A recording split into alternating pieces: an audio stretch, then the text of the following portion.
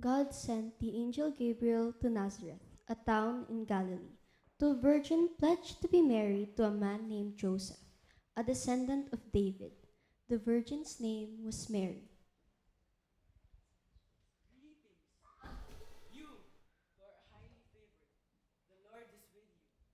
Mary was greatly troubled at his words. What kind of greeting might this be?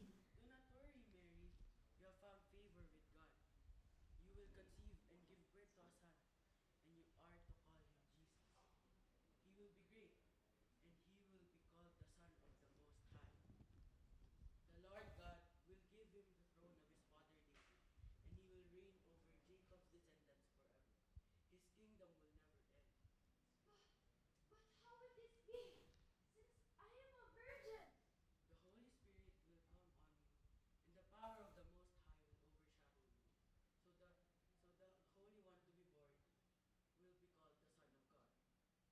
May your word to me be fulfilled.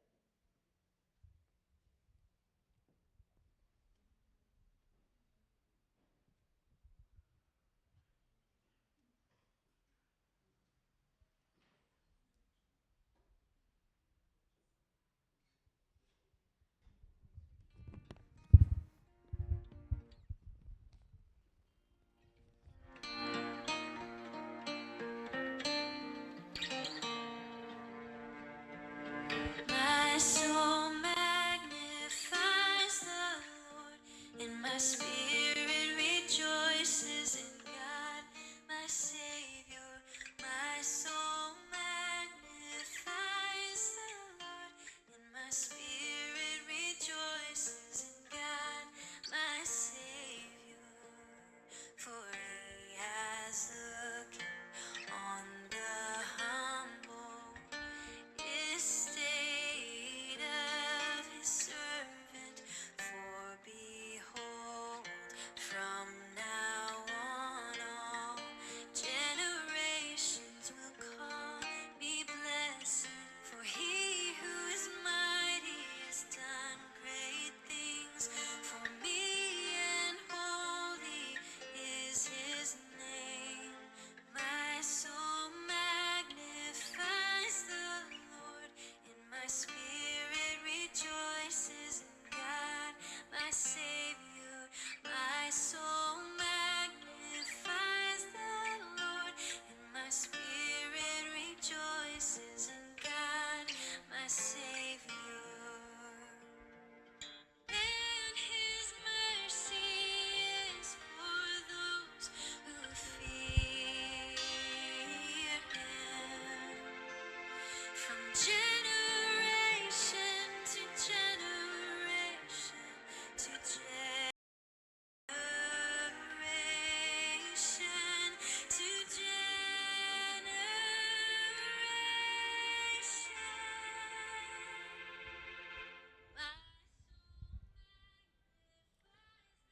Now, Mary was engaged to Joseph.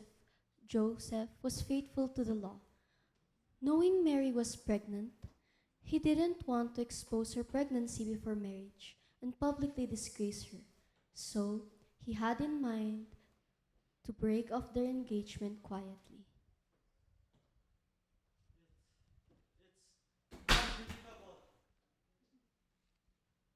but I must accept it and break off the marriage quietly so I don't disgrace her.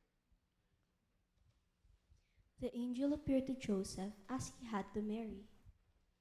Jacob, son of David, do not be afraid to take Mary home as your wife, because what is conceived in her is from the Holy Spirit.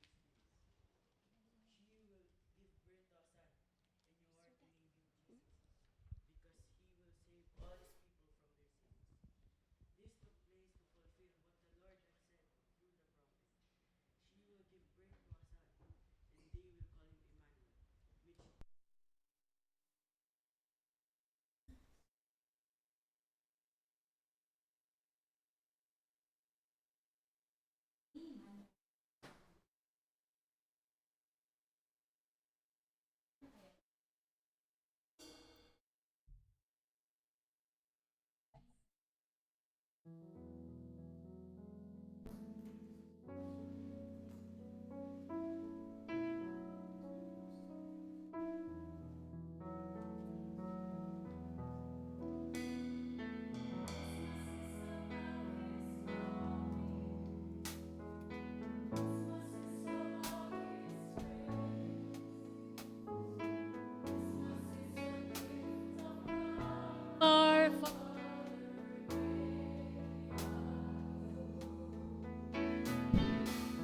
than just others.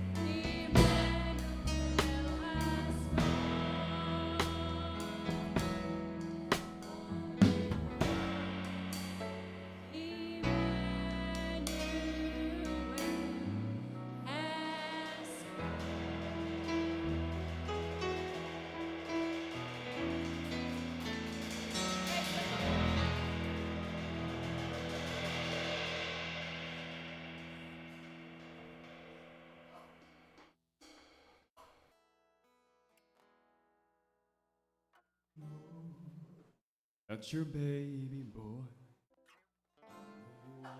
On water. Did you know that's your baby boy? Your sons and daughters. Did you know that's your baby boy? It's come to make you new. This child you delivered soon deliver you. Mary, did you know that your baby boy gave sight to a blind man? Mary, did you know that your baby boy calmed the storm with his hand? Did you know that your baby boy walked where angels trod? And you kissed your little baby, you kissed the face of God. Mary, did you know?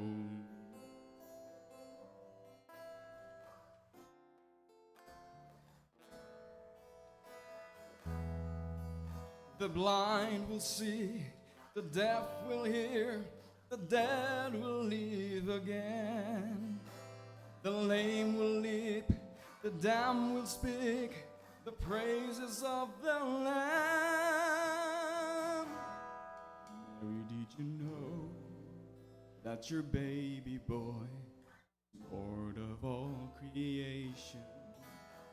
Did you know that your baby boy one day rule the nations? Did you know that your baby boy was heaven's perfect lamb? The sleeping child you're holding is the great I am.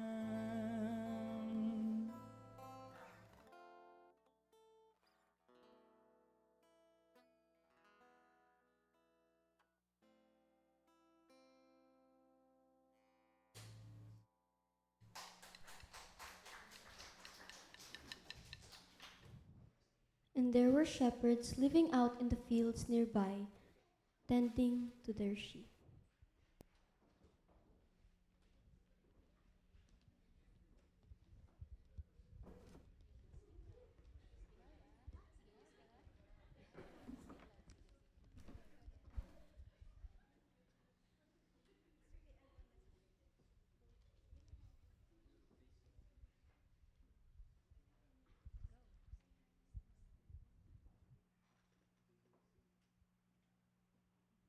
Do not be afraid.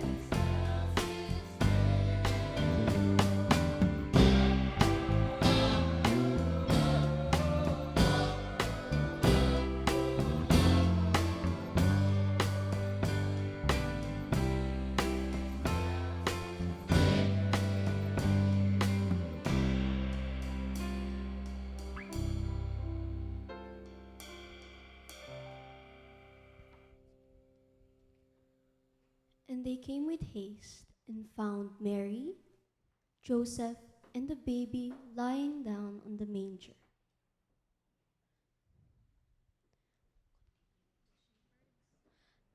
The shepherds returned, glorifying and praising God for all the things they had heard and seen, which were just as they had been told.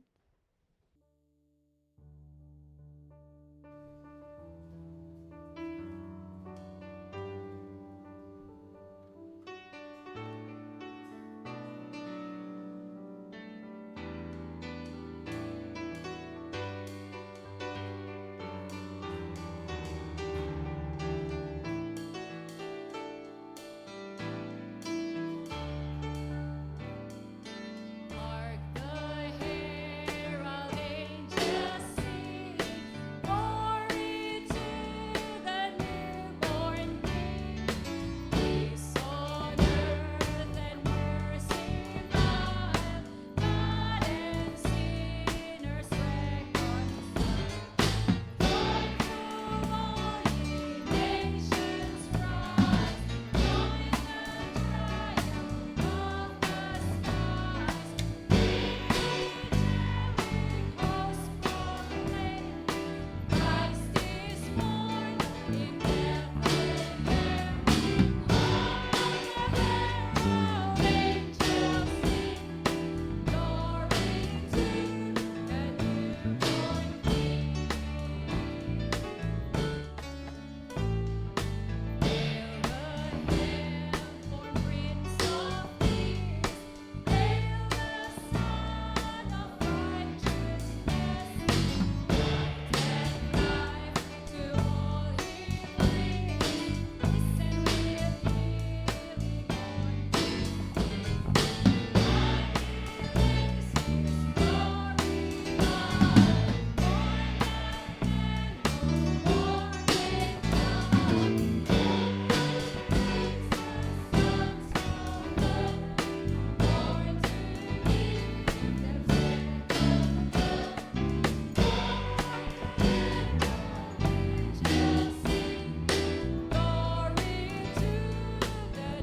born and man, let's sing verse 1 again.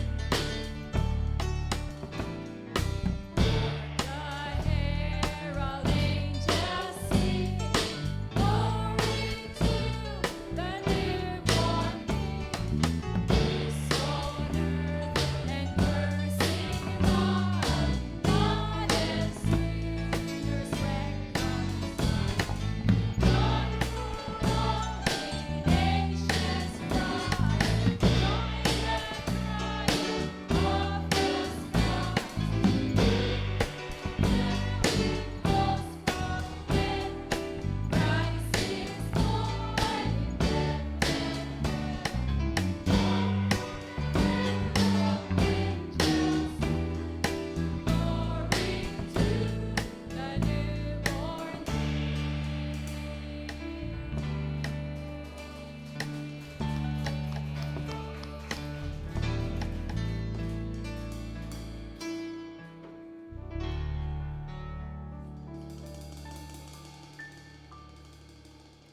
Hallelujah. Yes, pwede na po tayong umupo.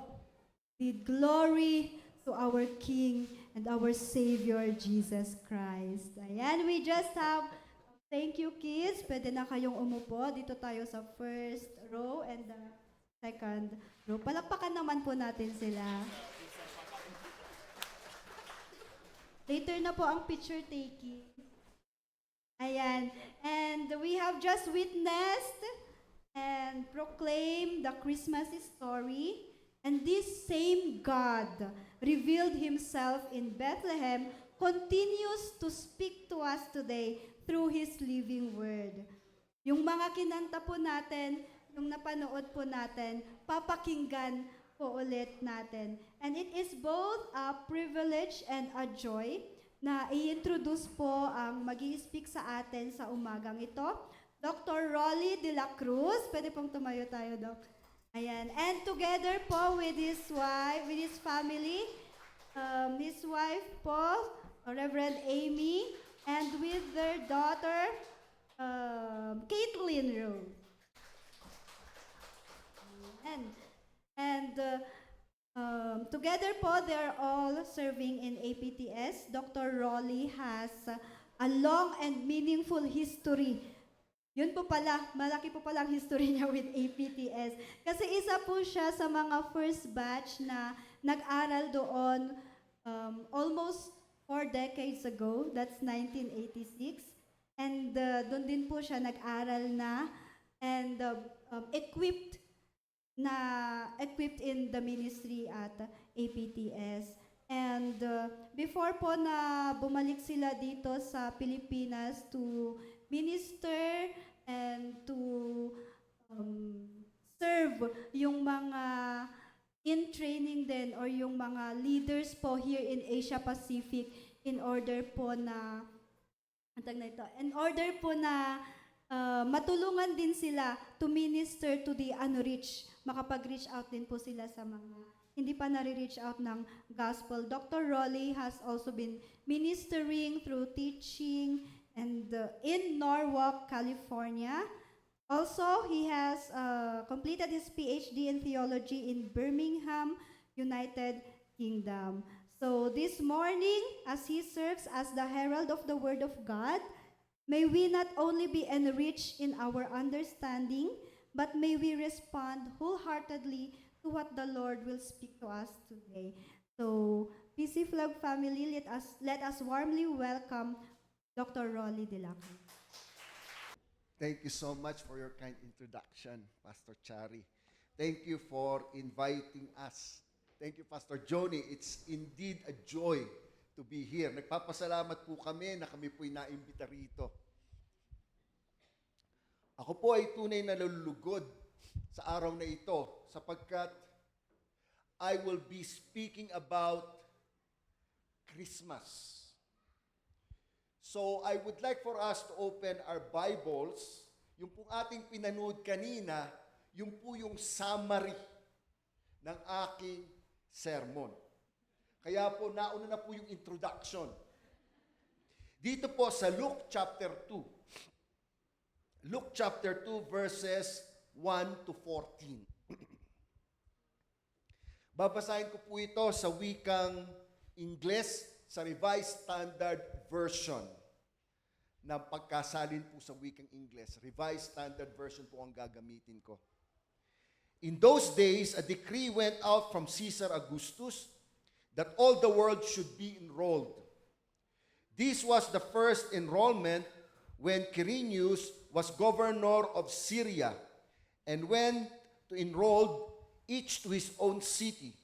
And Joseph also went up from Galilee, from the city of Nazareth to Judea, to the city of David, which is called Bethlehem, because he was of the house of the lineage of David, to be enrolled with Mary, his betrothed, who was with child.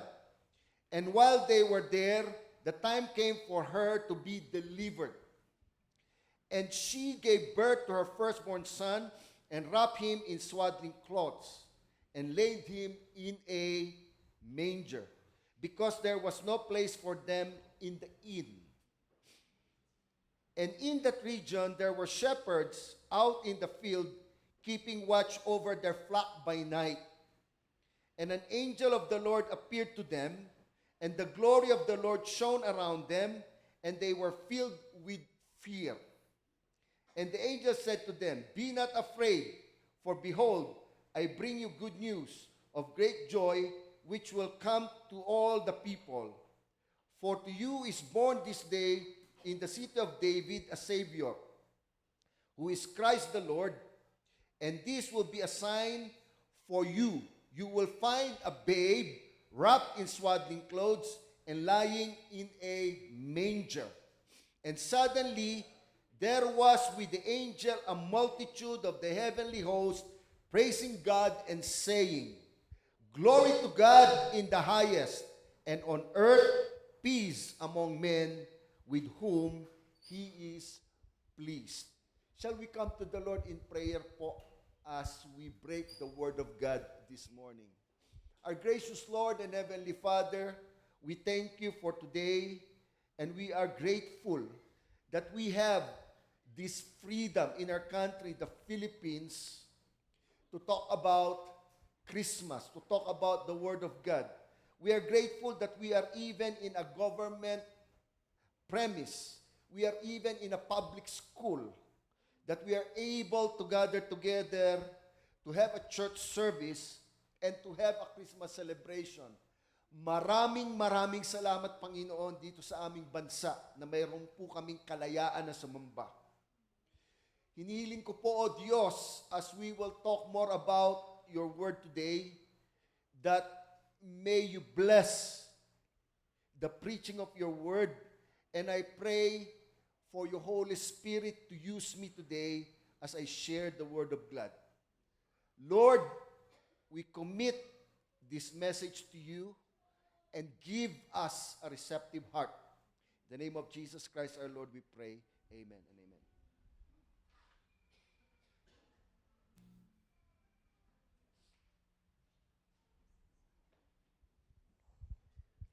Nung ako po ay bata pa, when I was a boy, as I was watching these teenagers and kids doing the Christmas play and their roles, like particularly those three boys there with different heights, the shepherds. In my home church in Taytay, Rizal, where I grew up, I played the role of a shepherd. Many times yan, kasi I grew up in the church. So marami akong mga ganyang karanasan na nagro-roleplay pagka Pasko. And in this Christmas nativity, masaya lagi. And what I remembered as a boy, dadali namin yung aming alkansya, our piggy bank. Nag-aalkansya kami the whole year. So the kids were given task to earn money through alkansya. And our piggy banks were just can of old sardines or can of milk. Pagka yung malakas ang loob ng bata, yung malaki-laking lalagyan ng gatas, yung kanyang alkansya. And then, at the end ng Christmas play, when we are worshiping the Lord in song, all the kids will be invited, including the participant, to bring their offerings to the manger. Still remember that. Because the idea of Christmas is that we are giving what we have and our best for the Lord as we worship Him. Yung po yung aking natatandaan na ako'y bata pa. Pero ang isa pang natatanda ko bilang shepherd, we were taught, ang isuot nyo yung sako, sacks. And even before, I was wondering, bakit gusto nung mga teacher namin sa Sunday school, sa children's church, ang isuot namin sako. Do you know, yung sako kasi, yung sack, butasan mo lang doon sa sa ibabaw, o doon sa ilalim actually, and then you put sleeves at the two sides, pwede mo na isuot sa bata. So, some of us were not happy about it. Yung mga ibang mga bata na shepherd, they came to the play wearing bathrobes. May ganda-ganda naman bathrobes. Kunyari, parang shepherd bathrobes. Yung iba naman, kung ano-ano lamang ginawa ng mga nanay nila. Ako, ginawa ko ng nanay ko yata ng costume noon, pero hindi sako. Tela naman. And, biblically speaking, yung pong mga shepherd, maaari po na hindi mga batang paslit. Kasi po, doon sa mga Christmas play, mga batang paslit eh. It is more likely, yung mga shepherds pong ito, ay mga lads na, mga teenager, mga binatilyo na, kasama nila yung mga matatandang pastol. Kasi po, yung pong mga pastol ng tupa na yon, ayon po sa aking pag-aaral, sinasabi naman po ito ng mga libro ng kasaysayan, inihahanda po nila yung mga tupa na yon na gagamitin para sa sakripisyo sa temple sa Jerusalem, at ito pong sakripisyong ito ay i-offer nila during the time of the Passover. Kung kaya nga po, Yung po kasing Bethlehem, malapit lang po yan sa Jerusalem, sa dami ng demand ng tupa na kailangang katayin para isakripisyo at gamitin nilang kakanin para sa kanilang Passover na selebrasyon po ng mga Hudyo na inaalaala nila kung paanong ang anghel ng kamatayan nilampasan ang bawat pintuan ng mga bahay ng mga Hudyo na mayroon pong dugo ng tupa. Na parang ito po ay nagbibigay sa atin ng paalaala ayon po sa pagkasalaysay ni Lucas na ang Panginoong Hesukristo ang siyang magiging tunay at lubos na kaganapan ng pag-aalay ng dugo. Sapagkat ang Panginoon ang siya ay magkatawang tao, meron pong dahilan para siya po'y mamatay para sa ating mga kasalanan, para dumanak ang kanyang dugo so that His blood may be spilled for the forgiveness of our sins. Kaya ang sabi nga po sa Book of Revelation, ang Panginoong Hesukristo ay the Lamb that was slain before the foundation of the world. So sa plano ng Diyos, bago pa man likhain ang mundo, nakaplano na sa pananaw ng Panginoon ang tao ay magkakasala at ang anak ng Diyos ay mamamatay para sa kasalanan ng tao. In the same Christmas play, yung pong mga characters of the angels, usually, yung pong anghel given to girls. Hindi ko po alam kung bakit ang ating anghel ngayon lalaki. Nung makita ko nga, sabi ba, this is the first time na nakakita ako ng anghel sa role-playing ng Christmas na lalaki. He did a good job. Memorize niya yung kanyang lines. At ang ganda na suot niya, puti talaga at meron pa siyang halo. Nung una iniisip ko, bakit parang merong headband? Ayun pala, halo yun. Meron siya nung halo. Kaya ako po'y kinukwento sa inyo to sapagkat ito po ay mga alaala na aking karanasan nung ako po'y lumalaki sa church. Ang mga lalaki, mga bata, usually shepherds. Ang tatlo. Dahil maraming bata sa Sunday school. Yung mga Sunday school teacher, kung malalagyan ng mas maraming role-playing kids, aming nativity kami. Naniniwala naman ako rin sa Bible, naman tatlo lang yung shepherds eh. Marami yun kasi nagbabantay ng napakaraming mga. At ang sinasabi na ng Bible, yung anghel, most likely si Gabriel, ay sinamahan pa na hukbo ng langit. Hukbo ng langit ng mga anghel. Kaya marami. Kaya nga lang po, as I said, usually, ang naalala ko, ang mga girls, angels. Ang mga boys, shepherds. Kaya hangang-hanga ako sa ating angel, representing the Bible.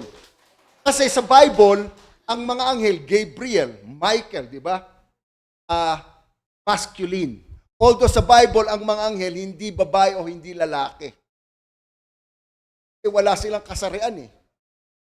Sinasabi ng Bible eh. Pero, they are masculine in form. Kaya maganda yung ating gawa ngayon. Ang anghel natin, itong lalaking ito, nakaputi. At meron siyang halo. Likewise po, in our contemporary times, ito pong ating pagpe-present ng role-playing ay parang ganoon. Our understanding of Christmas had been mixed with biblical, traditional, and now even secular concepts.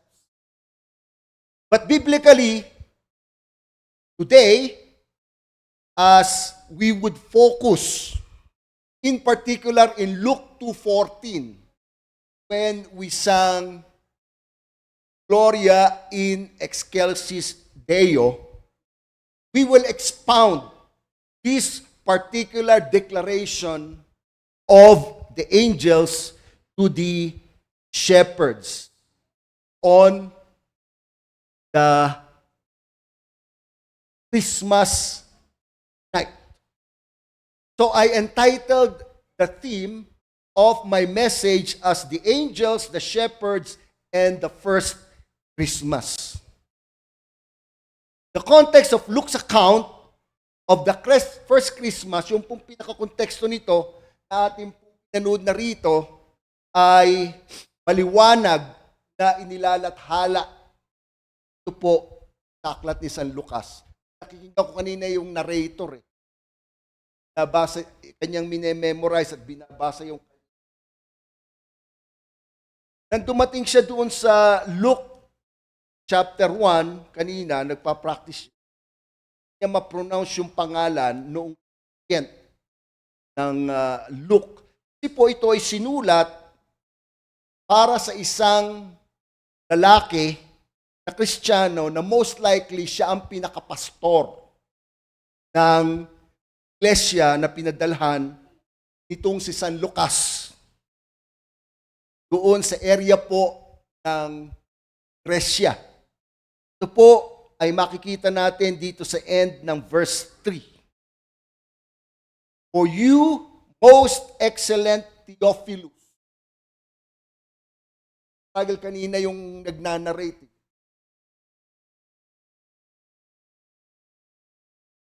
Ito ay napakahalaga sapagkat maaari po na meron din po sa pangalan ni Theophilus, nang ibig sabihin ay friend of God. Los, God, and then Philos, friend. Kaya po ito'y sinulat ni San Lucas para sa mga Kristiyano upang ang kanilang pananampalataya ay lalong maging matibay. Yan po ay maliwanag na binabanggit dito sa Luke chapter 1, verses 1, 4. Inasmuch as many have undertaken a complete narrative of the things which have been accomplished among us, just as the things which have been delivered to us by those who from the beginning were eyewitnesses and ministers of the word, it seemed good to me also, having followed all things closely for some time past, to write an orderly account for you, most excellent Theophilus, that you may know the truth concerning the things of which you have been informed. So, basically, dito po sa declaration ng mga angels, kapaloob po yung napakahalagang dahilan kung bakit isinulat ni Lucas ang kasaysayan ng Panginoon para kay most excellent Theophilus, sapagkat si Theophilo po ay maaring isang government official and at the same time, siya ang pinaka-leader ng churches sa kanyang lugar. Kaya po sa kanya para sa kanyang congregation. At ang sabi rito, sa deklarasyon ng mga angels, Gloria in excelsis Deo. Yung po'y sa Latin, yung po yung nakanta natin kanina. At kaya po yun ang aking kinote sapagkat yun po ang familiar sa ating pang naririnig natin narinig natin sa radyo, napaparoon natin sa nakanta ng choir. Ang ibig sabihin po ng Gloria in excelsis Deo ay glory to God in the highest. Kaya po napakaganda ng laman itong awit na ito. At minsan marinig natin ang pronunciation in excelsis. Sometimes in excelsis. Kaya po magkaiba pronunciation kasi po meron pong tinatawag na Latin, classical Latin. Yung pong Latin ay yung po yung pronunciation na ginagamit sa classical Latin at yung pong excelsis, ito po yung Latin na ginagamit ng Western Church, particularly ng Catholic Church. Letter C. It does not matter po. Ang importante, ito po ay himno ng pagsamba sa Diyos. Sapagkat dalawa pong sphere or dalawang realm, dalawang larangan ang pinakikita dito sa deklarasyon ng mga anghel. Yung pagparito ng Mesiyas na si Jesucristo ay mayroon pong larangan ng mga anghel kung po sa supernatural level or spheres at yung pong larangan ng mga tao kung saan yung mga anghel idineklara nila ang pagparito at pagkakatawang tao ng anak ng Diyos. Kaya po, dalawang larangan, above and below. In the heavenlies, sa langit, God is glorified. Doon sa pagkakatawang tao ng kanyang anak, ang Diyos ay naluluwalhati. Ito po'y napakahalaga nating maunawaan sapagkat pag ginagamit natin yung salitang glory o luwalhati o gloria, madalas ang ating iniisip ay presence of God. The glory of God has come, the presence of God. But at the same time, this idea is also talking about praises and honor to God. In this particular sense, makikita po natin na ang kaluwalhatian ay binibigay ang lahat ng papuri sa Diyos. Napakahalaga po nito sapagkat ang pagkakatawang tao ng Panginoon Jesucristo ay nagbibigay ng papuri sa Diyos. So when we are celebrating Christmas, ang ating pong dapat isipin ay we are glorifying God. In particular, for our Christian experience, ay luwalhati natin ang Panginoon sapagkat ang ating Panginoon ay Kanya ibinigay ang Kanyang bugtong na anak upang ang sinumang sa Kanya ay sumampalataya ay hindi mapahamak kundi magkaroon ng buhay na walang hanggan. Kaya po niluluwalhati natin siya. And it is appropriate for us to sing Gloria, Gloria in excelsis Deo. Sa akin pong pagbabasa, meron po akong isang nabasang kasaysayan na doon po sa Rospigliosis Palace sa Roma ay meron pong famous painting. It is called Guido Reni's Fresco. Kaya ito po yung obra maestra, ito pong artist na si Guido Reni, ay sapagkat ang kanyang pinagpintahan, ang kanya pong naging canvas, ay yung pong kisame, yung silig ng Rospigliosi Palace in Rome. Isipin nyo, yun ang canvas, ipinta niya, meron siyang tuntunan, at ito'y obra maestra. Hindi po yung parang graffiti lang. O hindi po parang murals. Nowadays, marami tayong nakikita. Pero kami sa makikita pa, nag-mural na. Kasi nga, napangit yung pader, sana nang maayos din drawingan na para maganda-ganda. Hindi po ganun ito. Ito po ay obra maestra ng isang sikat na pintor. Ito nga po si Guido Reni. Ngayon, ito'y pinupuntahan ng turista. Ang problema, yung mga turistang pumupunta rito daw, ayon po sa akin nabasa, masakit yung... kasi ang kanyang tinitingnan yung mga ng kanyang brush. Kasi po yung mga obra maestra, yung nakakaintindi po ng art, ang tinitingnan po ng mga eksperto ay yung kung paanong humuhubog ng mga brush.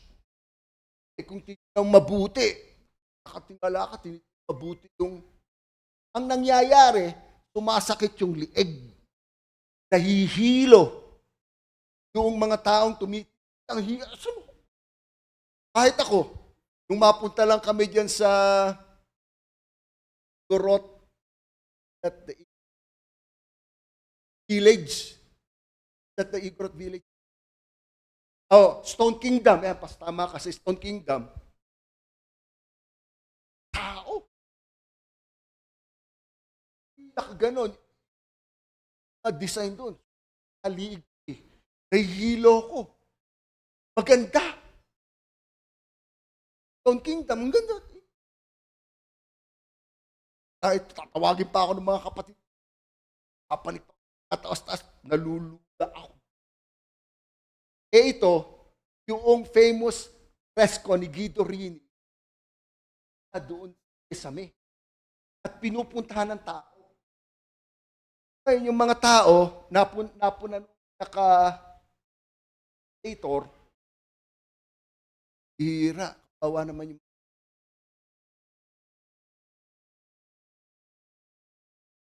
maglalagay ako ng malaking salamin doon sa pavement, doon sa taas na lugar.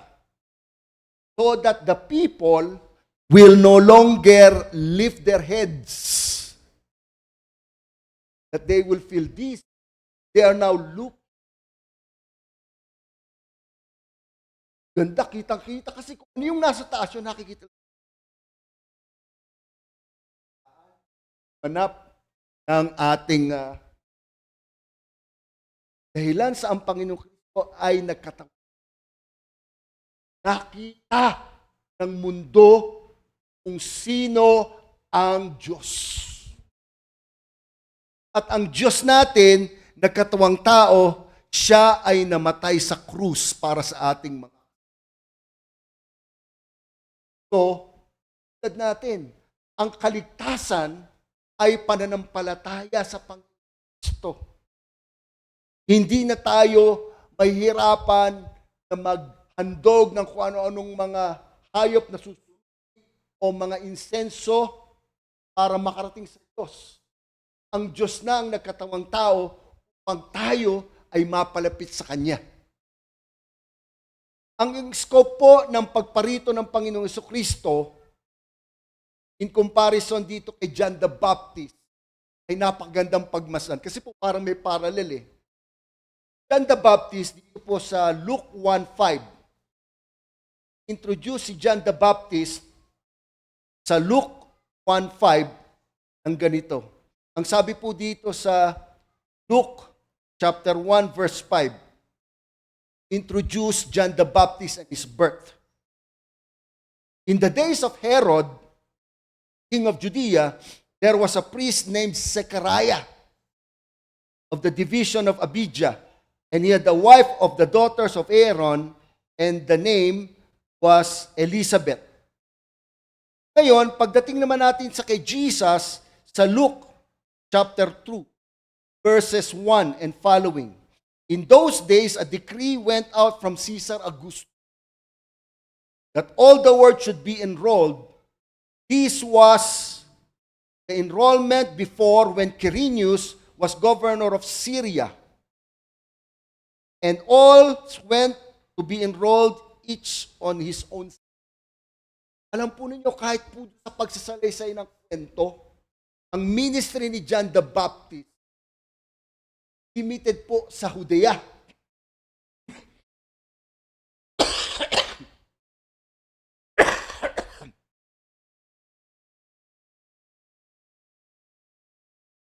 Limited po ito sa Judea. Samantalang kay Kristo, maliwanag po rito, ang nirepresent ay in all the world. And it is talking about the then known world. Ibig sabihin po, Jesus Christ was born historically during the time of Caesar Augustus, when the Caesar in Rome, the emperor in Rome, wanted all the then known world to be enrolled or registered for taxation purposes. At yung kanyang gobernador na Sulpicius Quirinus, kanyang pangalan, ay binanggit dito ni Lucas upang maunawaan ng tao kung point of reference sa history na ang scope ng magiging ministry ng Panginoon ay para sa buong mundo at sa kaligtasan ng lahat ng tao. God is very clear in the Gospel of Luke na ang kaligtasan ay para sa lahat ng tao. Kaya ngayon, ang sabi po ng mga anghel, "Glory to God in the highest." Kaluwalhatian sa Diyos sa kaitaasan. Pangalawa po, ang sabi dito, sa Luke 2:14, the second part, "And on earth, peace among men with whom He is pleased." Peace among men in whom God has given on earth peace among men whom He is pleased. Alam po ninyo kasi what is familiar and what is traditional sa ating mga kaalamang pampubliko is that when we talk about Christmas images, Christmas posters, and Christmas decors, what we say, "Glory to God in the highest, peace on earth, goodwill to men," or "The Savior is born, peace on earth, goodwill to men." And this is supposedly quoted from Luke 2:14 from the King James Version partly. This statement po na on earth, peace among men whom He is pleased is a better way of expressing it rather than peace on earth, goodwill to men. Bakit po?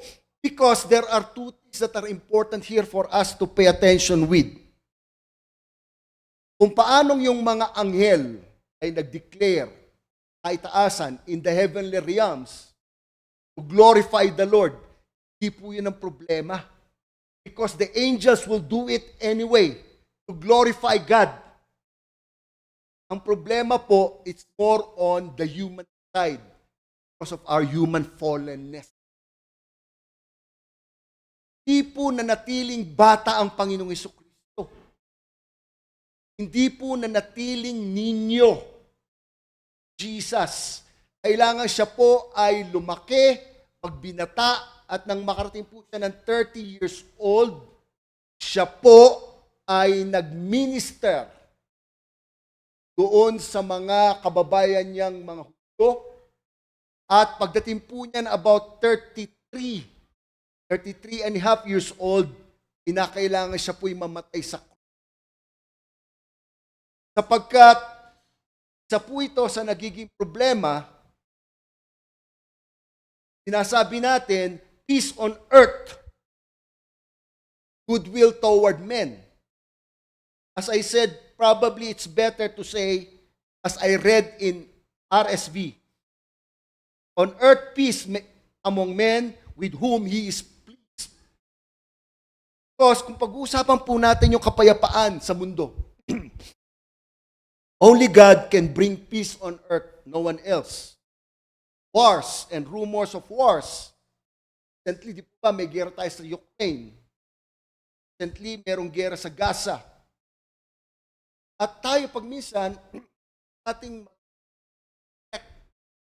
unfortunately, pag may prayer meeting, nagpapa-prayer request, let us pray for Ukraine.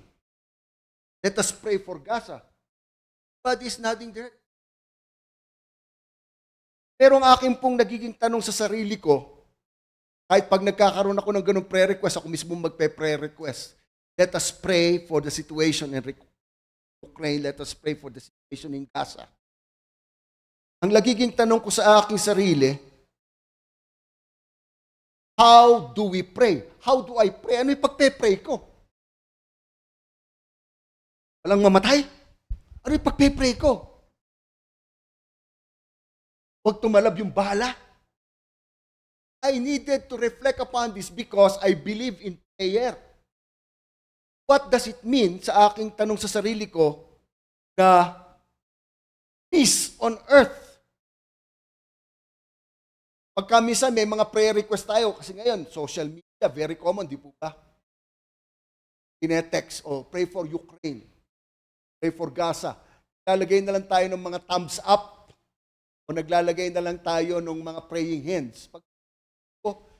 Puro kaya, ganun lang response.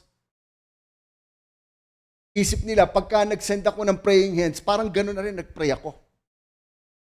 Yung ba yun? Meron po akong kasamahan sa APT. Dala po siyang Professor Galen Hartwell. Meron po siyang apo na naging medic, volunteer medic. Amerikano po sila. Pero volunteer medic, hindi naman lumaban sa gera, hindi niya dala gobyerno ng Amerika para lumaban sa gera sa Ukraine. Volunteer medic, ang trabaho niya, he will be training medics Ukrainian para pagka yung mga Ukrainian sundalo tinamaan ng bala, may medic gagamot. Problema, inabot po itong kabataan na ito ng tama ng bala habang siya po ay demonstrate during battle kung paano gamutin yung mga tinamaan. It's a very sad situation. And I have heard about this kapagkat may mga kaibigan po ako mga pastor, tinatanong ko, yes, know him very well because he's my colleague at APT. Balitan. And more recently, I heard Dr. Galen Hartwell preach of his own grandson na nabaril at namatay gera doon po. And I have been thinking a lot.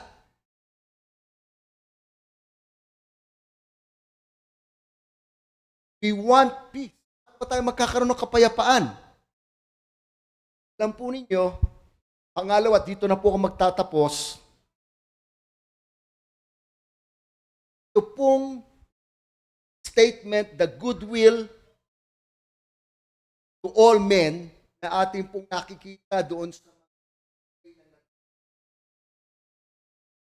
peace on earth, goodwill toward men. A better English rendition po nito mula po doon sa more translation, share po ako ng Griego. It captures the idea better than the traditional translation, James. Sapagkat ang implikasyon po nito sa original na lengguwahe, and on earth, peace among men whom he is pleased. Sa mundo po raw, ang kapayapaan ng Diyos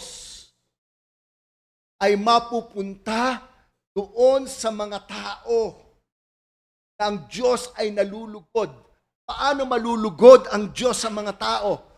Kung ang kanyang anak na isinugo niya, na ibinandera ng mga anghel sa langit, harapan ng mga pastol ay sasampalataya. Pero alam naman po natin ang mga Hudyo mo ay tinanggihan ng Panginoon. At ano po ang naging resulta? Noong pong AD 70, sinubkob ng mga Romano ang Jerusalem at ang templo ng Diyos, gera ng mga Hudyo at mga Romano. It is a more biblical understanding, I think, and cannot claim that the birth of our Lord Jesus Christ brings peace and goodwill to men in a broad sense. Na ito po ay parang overarching po yung pong peace, yung pong kapayapaan, at yung pong goodwill ay para lamang doon sa mga nalulugdan ng Diyos. Nang ibig sabihin yung mga sasampalataya sa mabuting balita. This angelic proclamation, ito pong kapahayagan ng mga anghel, about the good news or the gospel, the good message, is not across the board application.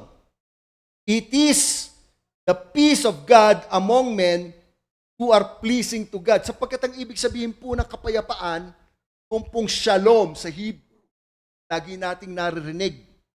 Shalom of God, the peace of God is wholeness. Kapayapaan ng isip. Nowadays, masyado pong nagiging attractive ang Buddhism. At ito pong New Age sa Amerika. Bakit po? Sapagkat ang iniisip nila, wala silang responsibility sa isang Diyos, pero itong mga New Age at Buddhism ay nangangako ng kapayapaan. Hindi po ganoon. Sa Biblia po, ang ibig sabihin ng kapayapaan ay wholeness. At matatanggap lamang natin ito sa ating Panginoong Kristo. In other words, it is only applied, this peace of man and the goodwill is only to be applied to those who believe on the Lord who has come. Kaya nga po, tinitingnan ko itong manger dito Kanina, tinitingnan ko Maganda, improvised Kasi papel Usually, hindi ba dapat may jame? Pero iniisip ko, it's symbolical. Bakit po symbolical? Isip ko, napakaraming Pilipino ngayon na homeless. At dyan na sila natutunan na dyaryo ang mga karton. Ito ang Panginoong Jesucristo.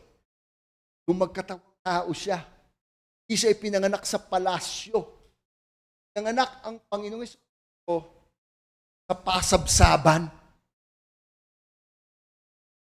At ang kanyang mga unang bisita, makaraniwang tao, mga pastol. At itong mga pastol na ito ay parang ang tawag sa kanila ay the outskirts of the society. Oo, sila nga nag-aalaga ng sasakripisyo. Pero mababang uri ang tingin.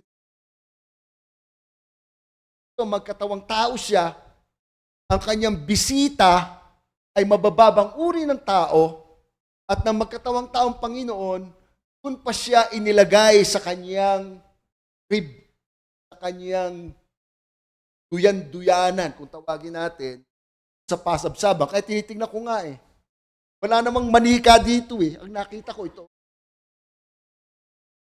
Hindi po ako namimintas, lalo kayong mga kabataan na hirap na hirap ako mag-sermon. Basa ang libro, baka mahigit 20. Alam ang Panginoon, ano ba talaga? Pero itong ba sa sermon ko, aking simula kayo sa inyong presentation, sabi ko, kaya pala lahat ng ginawa ng mga kabataan, sakto doon sa message na ibinigay sa akin ng Panginoon. Na ang aking naging katanungan sa aking sarili, during Christmas, as I was reflecting upon this morning, and I have just written this morning, we do a lot of outreaches, giving bags of groceries as gifts. There's nothing wrong with that. Kumbaga, we want to bless people. Ang mga churches natin, we want to reach out. Papala naman tayo ng Panginoon. Magandang halimbawa sa mga kabataan. Pero ano nga ba ang dahilan kung bakit ginagawa natin to? Why are we doing what we are doing? There was a time when we did a medical mission here in the Philippines. Before, with APTS, we were doing medical mission almost every month. Go to the churches in Metro Baguio and the But more recently, yung aming church sa California ay nag-medical mission dito. Isa naming pastor, is a black pastor, his name is Pastor Marty Ware, and he married a Filipina. He and I had a serious talk while we were doing a medical mission. The talk that we discussed. We were at Gumatdang. Ang pastora yata daw si Pastor Eli Sibiano. We're doing it at Gumatdang. Pastor Marty Ware and I were talking. Pastor Marty, why we are doing what we are doing? Yeah, Pastor Rolly, I've been reflecting upon it. Bakit natin ginagawa itong ating ginagawa? Mabagsik yung tanong eh. Ano, para we feel good that we did something? Kasi pag nakatulong sa kapwa mo, di ba masaya? Pag gusto nila, sila tinutulungan. Masaya sila. Pero pagka ikaw nakakatulong sa kapwa mo, lalong ngayong Kapaskuhan, mas masaya. Pero yung ba dahilan? Sa Amerika, again, during Thanksgiving, kasi ang simula ng Pasko sa Amerika ay panahon na ng Thanksgiving. Dito sa Pilipinas kasi ang simula ng Pasko, September 1. Pag September 1, meron ka nang makikita sa SM. Doon, pagka yung Thanksgiving, yun last Thursday ng November, doon na magsisimula season. Thanksgiving. Church namin, we love the people, and my wife, Pastor Amy, was an associate pastor.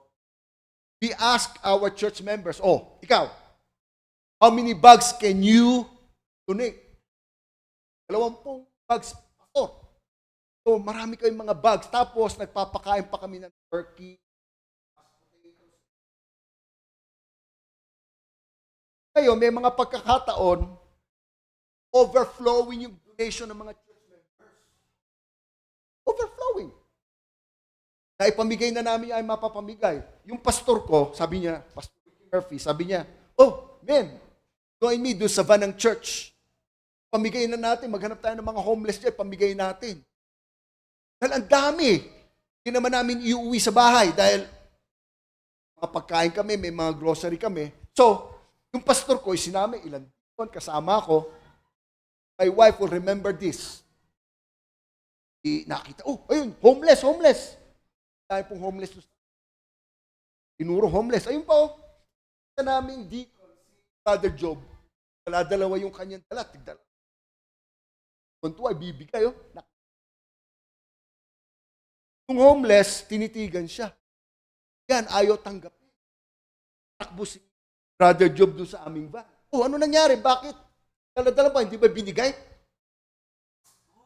Ayaw tanggapin. Bakit ayaw tanggapin? Napakarami na daw niyang nakuhang grocery bags. Ayaw nang tanggapin. Wala nang paglalagyan. Natatawa ko. Pero, ang punto ko, everybody, isa namin pastor na Pilipino, si Pastor Angelo Austria, siya naman ay taga Reno, Nevada. Extreme ang kanyang ginawa. Siya at may isang kaibigan siyang pastor doon sa Reno, dalawa sila nag-decide, mag-homeless tayong dalawa at tayo matutulong sa kalye kasama natin yung gagawin nila incarnational kasi gusto nilang maintindihan paano nila mapaglilingkuran homeless. Kasi hindi naman pwedeng bigay lang ng bigay kain So nag-decide itong dalawang pastor na to. Kami ay mag-homeless. Isang linggo. Sabi niya sa akin, Pastor Rolly, 2 araw pala gusto ko na umuwi. Nung gusto niyang umuwi, i-notify niya yung kanyang asawa. Sabi ng kanyang asawa, hindi, tatapusin yan. Kailangan gawin mo yan. You made a commitment to the Lord that you will do it. Tapos nila, ano resulta? Eto na. Pastor Rolly, alam mo ba? Pag homeless ka, hindi ka naman mamamatay ng gutom. Nagulat ako. Bakit hindi ka mamamatay ng gutom? Homeless ka. Paano? Everybody is doing it.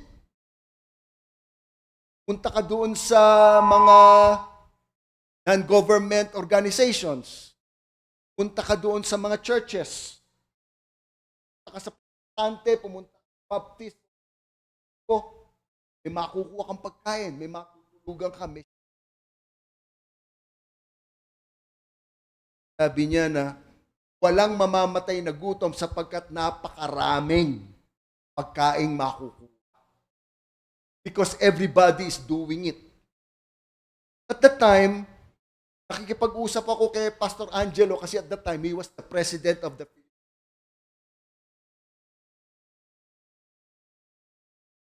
Nagre-reflect kami sa mga bagay, gusto na yapa.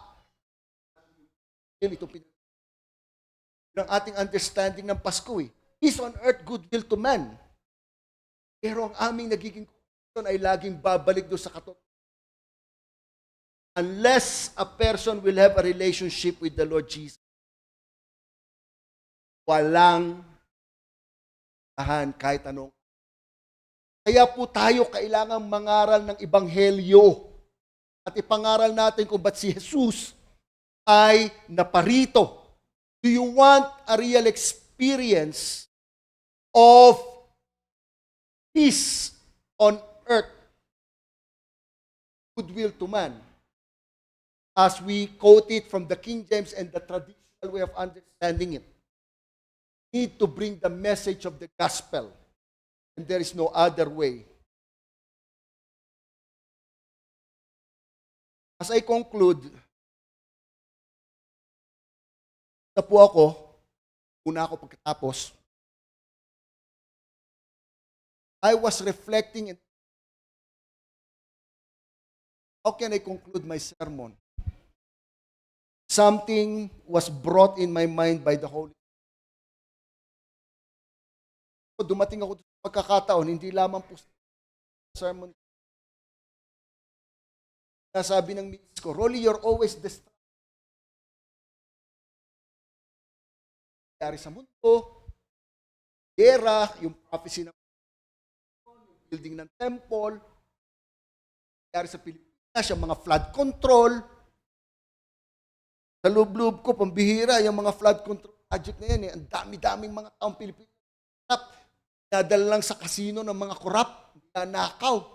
Milyon, bilyon na.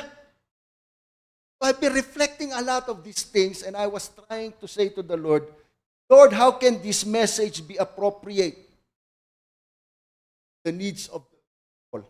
Kasi pwede po akong mag-sermon na magandang sermon ulit tungkol sa struggle.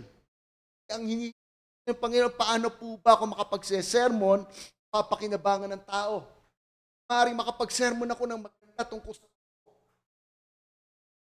nasa Bible school kami, sinasabi ng mga kaklase ko, pag magse-sermon ka, huwag kang magse-sermon doon sa Matthew chapter 2, huwag doon sa Luke chapter 2, yung tungkol doon sa birth ni Jesus. Kukuha ka ng sermon yung mga hindi narinig ng tao. Halimbawa, Galatians 4:4. In the fullness of time, the Son of God was born of a woman under the law. O Genesis 3:15. Noong tinapakan, ang sabi, tatapakan ng seed ng anak ni Eva ang ulo ng ahas. Sa Pasko. Lahat po yan sa isip, pero ang inilagay ng Pasko. And this morning, as I was reflecting and praying, I learned this motto. I learned this statement when I was still a student at APTS long time ago as Pastor Harry. That was about 1987 in the class of Dr. Gordon Fee, Assemblies of God New Testament scholar. And he quoted this statement that created an impact in my life from then until now. He said, the chief end of man is to glorify God and enjoy Him forever. The chief end of God, or the chief end of man, is to glorify God and enjoy Him forever. Ang katapusan ng tao, ang ultimate purpose ng tao ay luwalhatiin ang Diyos. Gloria in excelsis Deo. Glory to God in the highest. And enjoy Him forever. forever. And we may have peace among men whom the Lord is pleased. That's the only way that we can enjoy God who we are worshiping. We are living our lives pleasing to the Lord. So ngayon pong Kapaskuhan, nawa po sana that have another Christmas. Jesus, the shepherds, Joseph, and Santa Claus. Ating pong isipin ay yung declaration ng mga declare ng angel, glory to God in the highest, and on earth peace among whom the Lord is. Lord, we thank you for this morning. Salamat po sa oportunidad na maibahagi ang iyong salita. Ito po sa Pines City Full Life Assembly of God. Ito po, pagpalain mo ang mga kapatid na ito na mayroong mga pangailangan maging sa oras na ito at ang kanilang lubos na pangailangan ay magkaroon po ng taimtim at lubusang relasyon sa iyo. Ang kanilang maunawaan ang dahilan at tunay na dahilan ng Kapaskuhang ito. The chief end of man is to glorify God and to enjoy Him forever. It is your will also for us, Lord, to enjoy you. But unless we are living our lives pleasing to you, this is a useless celebration. Unless we have a relationship with Jesus, this is a useless celebration. Help us to be assured and certain in our relationship with our Lord and Savior Jesus Christ today, so that we may all glorify you, go you forever. And we pray.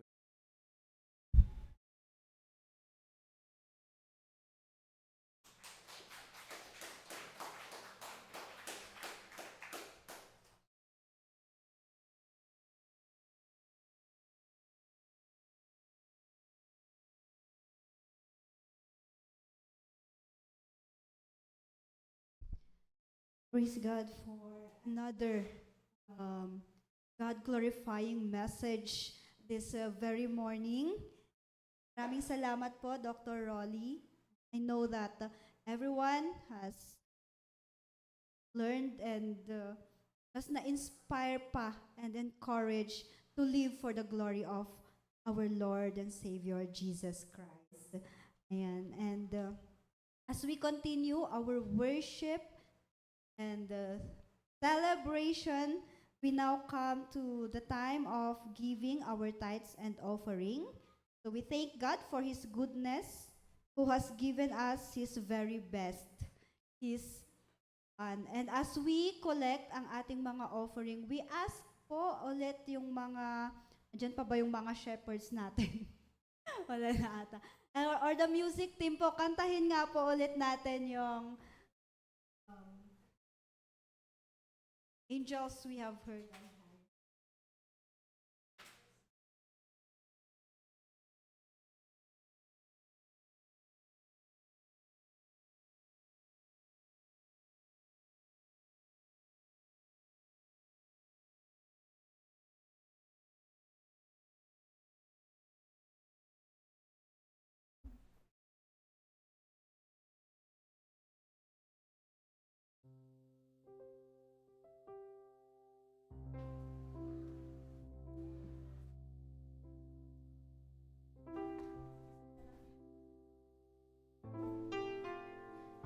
Shepherds natin, this is bead. Pinakamalaki sa kanila, itong Herbal. Halika na dito, anak. Anna si Ferry.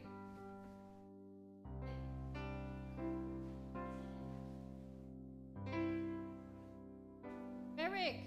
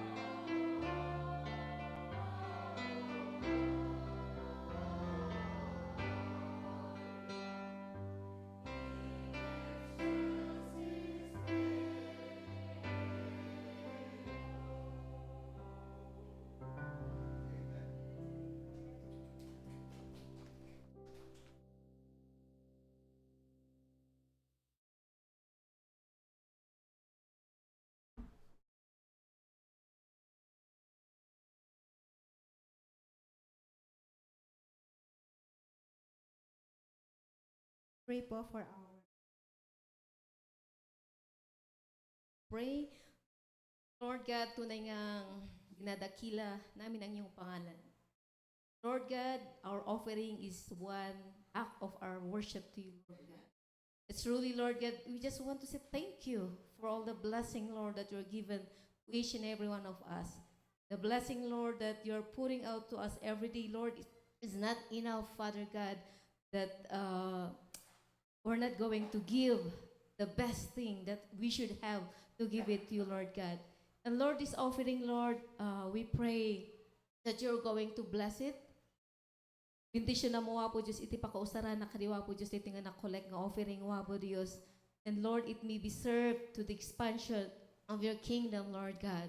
I also pray, Father God, for those hands who give, and also, Lord God, for the work of each and every one of us. Bless it, Lord God, so that, Lord God, we're going to give what is the best for you, Lord God. Well, thank you so much, Lord God. And as I pray, in Jesus' name, amen.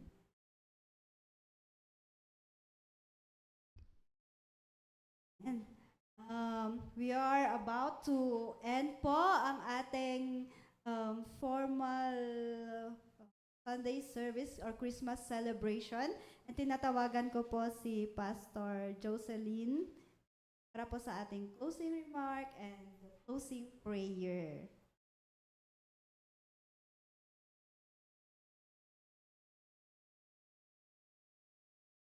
Thank you so much, Pastor Tari. And magandang hapon, President. Thank you so much, Dr. Rolly and First Amy. So good to see you, Lady 12. They were actually our neighbors before sa ABTS. Dito kami sa House E, dito kami sa harap, di sila sa likod. And that time po ay si Miss Amy was the principal of Christian Academy of Baguio. And I was a student at University of Baguio by then. So now it is so good to see them. And when they left the Philippines, si Katie was still a baby and they always carry her. And now to see her, a nice, fine young woman. Praise the Lord. Thank you so much. But most importantly, I know na marami po tayong takeaways sa message ni Dr. Rowley this morning. Amen? I was sitting there and was like, wow, thank you, Lord. And I hope that we all go home na hindi lang yung na-enjoy natin is yung presentation, but comes with it is the powerful word of God that was shared to us this morning. Grabe, no? Sino may mga takeaways na iuwi? Pag-uwi. Yes, thank you for those hands. Kasi ako mismo, it's not just that, yung pronunciation ng excelsis or excelsis or whatever, I can't even pronounce it properly. But I'm more pala in it. And yung shalom, we just used to say shalom, peace, especially dito sa Philippines, pagkatapos ng ay sasabihin natin.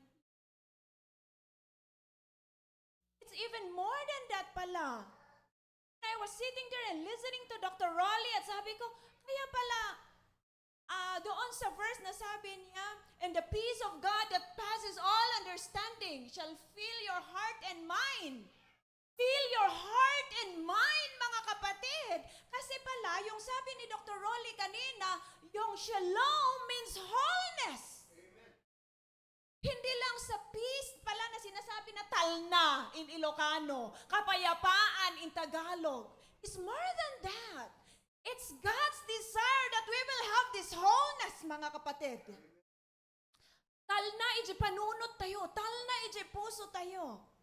And that will only come, magkakaroon lang po tayo ng talna, ng kapayapaan. We have this right relationship. Amen. Wow. Wow. I have a lot of takeaways and thank you, Dr. Rowley. And, parang napaigting yung presentation, no? With the powerful word of God. And I hope, mga kapatid, na hindi po tayo uuwi na hindi natin makakamtan yung desire ni God sa bawat isa sa atin na tayo po ay magkakaroon ng peace that passes all understanding, ng shalom sa isip, sa puso natin.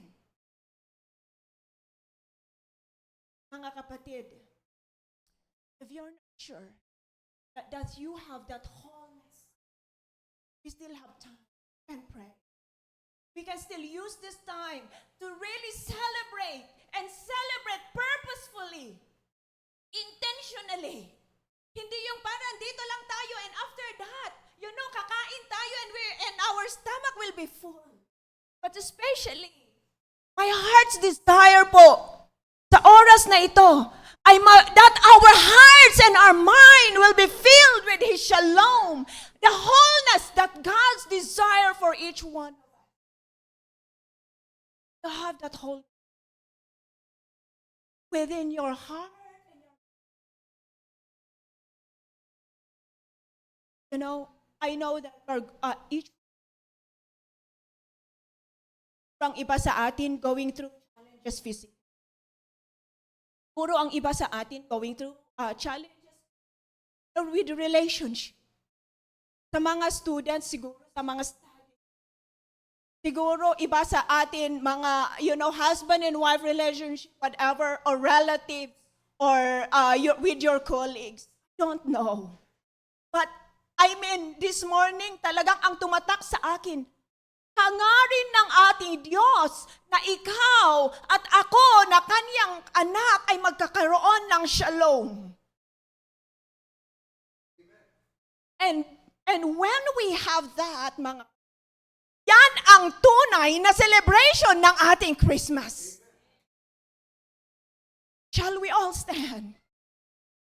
And I would like to ask Sister Australia, let's sing that song. Glory! Excelsis Deo. And let's really sing it from our hearts. Giving Him the glory and honor who is willing and even more than willing to give that wholeness that we all need. Yung wholeness, kapayapaan, talna, iti puso, kan iti panunot, talmay sa kadata. Makabsat, kaadaman dito'y, kasigurado, if you are feeling something na parang may, asla nga adatib, anag nga kurang ken, the time to come to Him and worship and adoration and say, Lord, gusto ko po yung wholeness na yan. Lord, gusto ko po yung kapayapaan. Kaya't ko day tatal na, Apo, ipaay mo ko makanyak. And if you need prayer, this is the right time. The glory of God is here. And if you need prayer, dito po yung ating mga pastors, and they can help us pray. I think ito ang gusto ng ating Panginoon. Na ikaw, ako, kapatid, magkakaroon tayo ng kanyang shalom. At pag nagkaroon po tayo niyan, alam niyo, kung saan man tayo, maire-reflect din natin yung glory ni God na kinakanta natin. And it's easier for us to become the light and the salt na desire ni Lord na magiging sana tayo yon. You know what? Ito ang challenge ko sa mga staff ko doon sa PVEP. That this Christmas, let's make it purposely. Let's make it meaningful. Na talaga, you have relatives. You have family members who does not have Jesus in their hearts. Let's cry out to God that His glory be upon us, His wholeness be upon us. And as we go back home, that we could be that light and that soul sa ating mga kababayan, sa ating mga neighbors, sa ating mga colleagues, sa ating mga friends. So if you need any help, prayer, let's open this time to come. Kung sino man sa inyo ang gustong pupunta dito as we start to sing this song,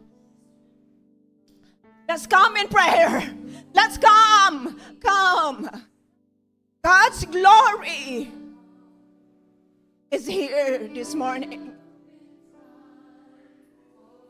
Hallelujah. Thank you, Jesus. We bless your name, Dr. Raleigh.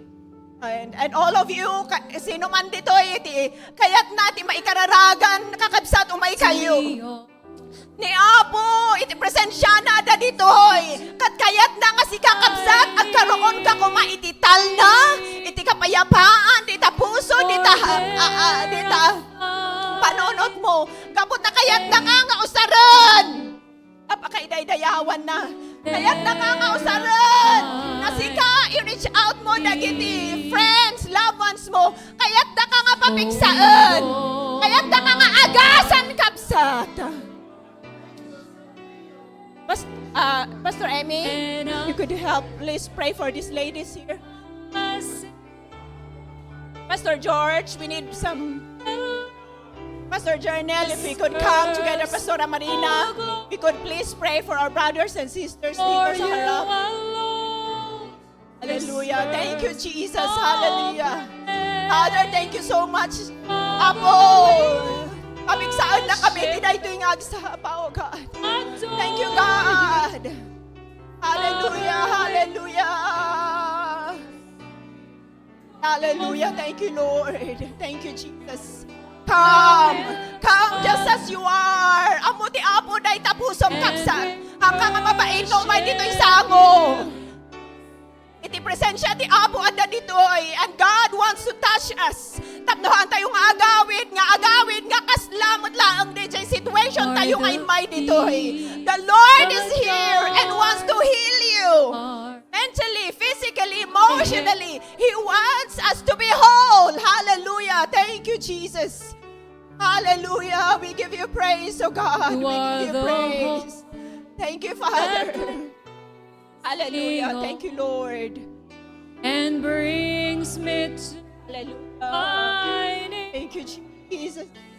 Hallelujah.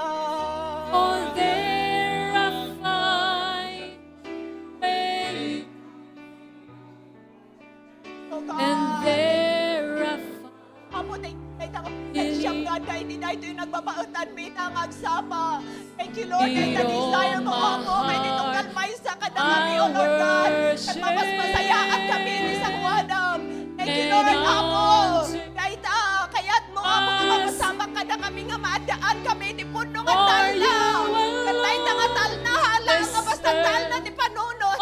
Mapunay pa talna di pamilya. Talna di komunidad mi. Talna mismo kadagiti puso. Kadagiti tunggal may sa kadabi. Thank you, Lord God.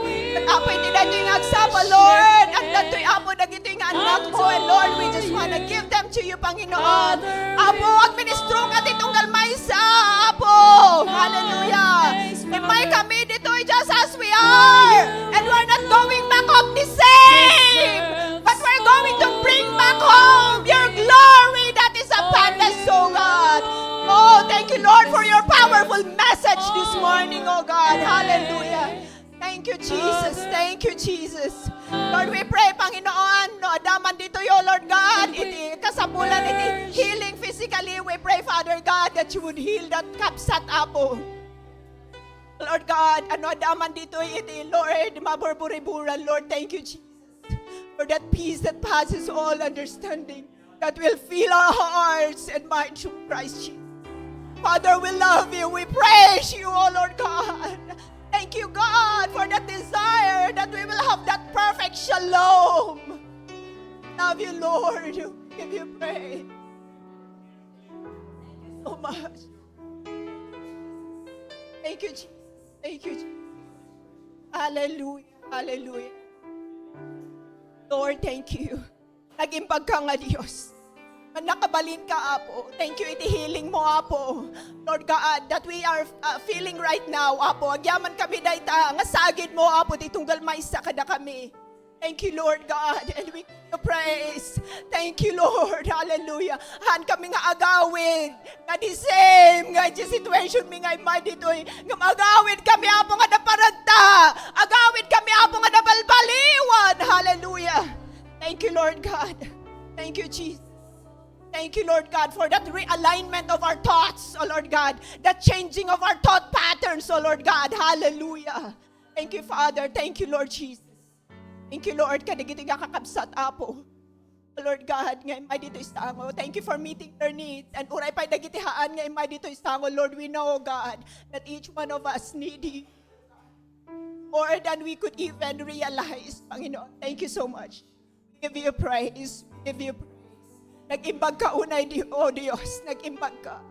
Ang nakabalin ka, Apo. O God, Lord, ikamang miken ka, Apo. Nagiti family members mi nga da dito ay.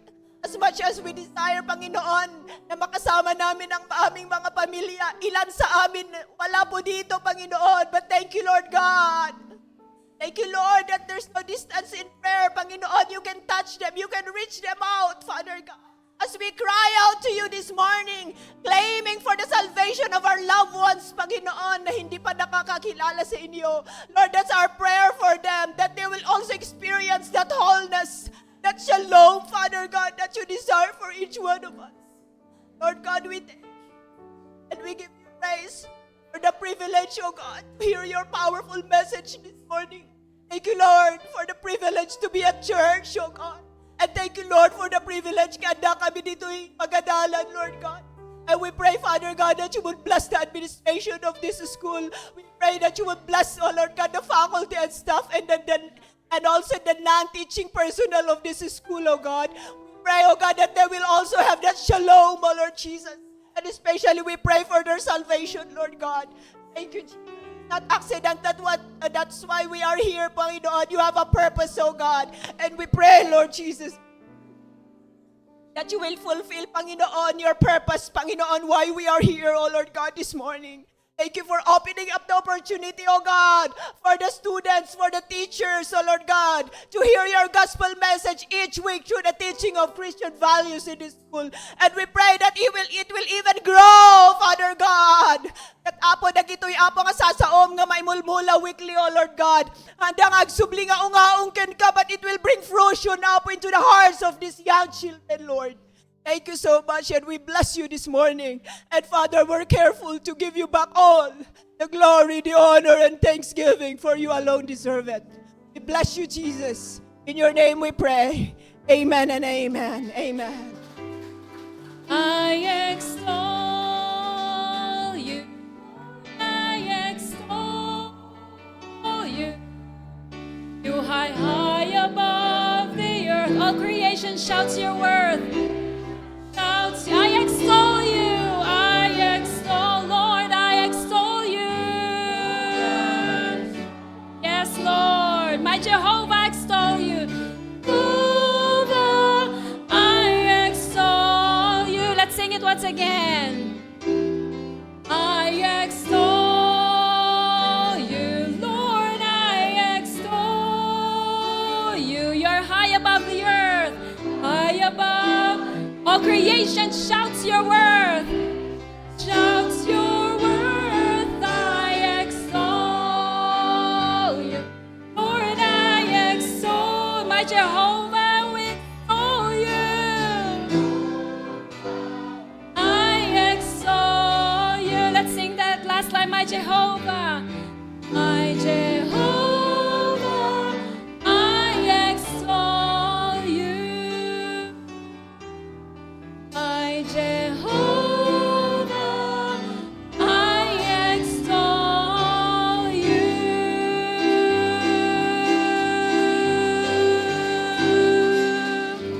Highest honor, glory, and praise belongs to you alone. Hallelujah. Ayun, pwede na po tayong umupo. And we would also love to appreciate ang family po ni Dr. Raleigh and his family for gracing us with their presence. Tinatawagan ko po na sila dito dyan na lang po sa front. Then, Thanksgiving, O Lord God, for using Pastor Ronnie, O God. Lord, to deliver your word, O God. And Lord, we ask, O God, that you touch him, O Lord, physically. To rebuke this sickness, O God. Let there be healing upon this body, O God, from head to foot.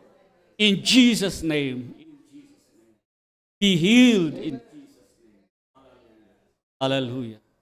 Lord, we continue, O God, to pray for them as a family. Continue to use them powerfully, O God, at EPTS and the city of Baguio and the Philippines, O Lord God. Oh, open doors, O Lord God, as you use him, Lord God, in your kingdom. Lord, even the child, O Lord God, in her studies, O Lord, let her succeed, O Lord God. Let her give glory unto your name, O Lord God, even in her young life, O Lord God. We thank you, God, for Pastor Luli, Ami, and Didi. Lord, continue, God, to be upon them. Thank you, God, for their lives, their presence, O God, today. In Jesus' name, amen. Thank you po ulit. And pwede pong mag-picture taking. And even us po, please prepare na before tayo kumain, mag-picture taking po muna tayo para